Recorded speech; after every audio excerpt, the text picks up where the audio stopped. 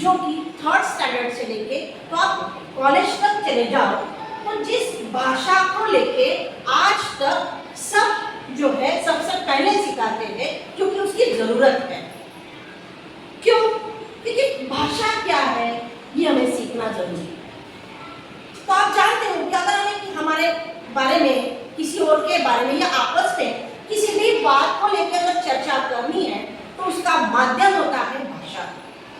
भाषा सीखने के लिए या उसके जो दो पहलू है वो पहचानने के लिए हमें अपने आप को ही, अपने मन के विचारों को जो है दो तरीके से मानना, सामने रखना होता है। पहला होता है हमारे भावों और दूसरा है विचारों। अगर आप इन दोनों को महसूस करते हो, आपके अंदर की तकलीफ है, खुशी है, आपके साथ जो भी आपको सामने वाले को बताना है, तो उसके लिए आपको भाषा का आना बहुत जरूरी है। और इसी आधार पर भाषा की डेफिनेशन बनती है। हम मनुष्य के भाव और विचारों को प्रकट करने के लिए जिस माध्यम का उपयोग किया जाता है उसे भाषा कहते हैं। अब भाषाएं तो ढेर सारी हैं, लेकिन वही भाषाएं मनुष्य जो है एक दूसरे के साथ बांटने के लिए उसी भाषा का उपयोग होता है। अब ये भाषा बांटने के लिए सिर्फ मुंह से ही बोली जाती है क्या? नहीं। तो इस आधार पर जो है भाषा के 3 भेद बने हुए हैं, जिसका पहला भेद है मौखिक, दूसरा भेद है लिखित और तीसरा है सांकेतिक। ये तीनों भेद जो है भाषा के हमें हमारे विचार, हमारे भाव को प्रदर्शाने के लिए उपयुक्त होते हैं। तो फिर मौखिक किसे कहेंगे? जो भाषा हम मुंह से बोलकर सामने वाला कान से सुनता है। आप कहेंगे मैम हम तो सारी चीजें कान से ही सुनते हैं।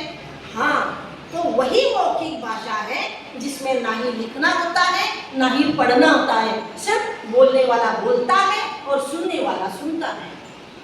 मौखिक भाषा की डेफिनेशन इस आधार पर बनती है, जो भाषा सिर्फ बोलकर और सुनकर समझी जाती है उसे मौखिक भाषा कहते हैं। जिसके एग्जाम्पल, आप हर रोज स्कूल जाते हो, वहाँ आपको टीचर पढ़ाते हैं, अध्यापक पढ़ाते रहते हैं, आप सुनते रहते हो। कोई स्पीकर है, कोई स्पीच देने वाला है, भाषण देने वाला है, वो बोल रहा है, आप सुन रहे हो। समाचार का आप दूरदर्शन पर देख रहे हो, वो बोल रहा है, आप सुन रहे हो। ये तीनों जो है मौखिक भाषा के एग्जाम्पल्स हैं। इसके बाद दूसरा नंबर पे आता है लिखित भाषा। जैसे मौखिक भाषा बोलकर सुनाई जाती है, वैसे ही लिखित भाषा लिखकर और पढ़कर समझी जाती है। जो भाषा हमें सामने वाला लिखकर देता है और हम उसे पढ़ते हैं, उसे लिखित भाषा कहते हैं। मतलब डेफिनेशन बनती है, लिखकर समझने वाली, मतलब लिखा जाता है और पढ़ा जाता है, उसे लिखित भाषा कहते हैं।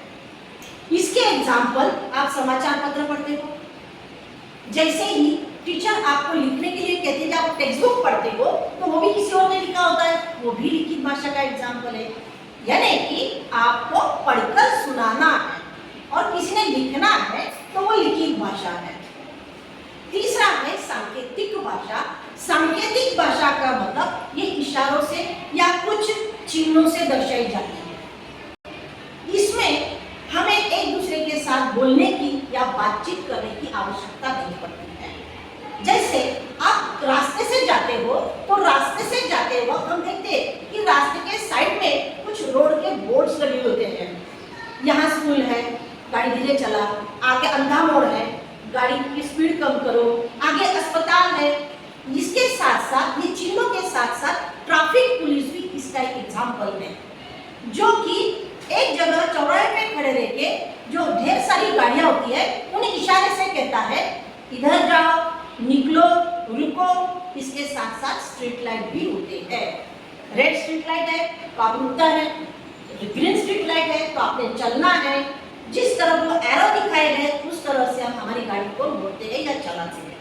यहाँ तक हम सीखे भाषा की डेफिनेशन, मन के विचार और भाव को समझाना, मौखिक, लिखित, सांकेतिक। मौखिक का मतलब है मुंह से बोला जाना और पढ़ा सुना जाना। लिखित का मतलब है लिखना और पढ़ना। सांकेतिक का मतलब है कि इशारों से सुन समझना। यहाँ हम रुकते हैं। अगले वीडियो में हम लिपि के बारे में जो है उसके बारे में जानकारी हासिल करेंगे। धन्यवाद।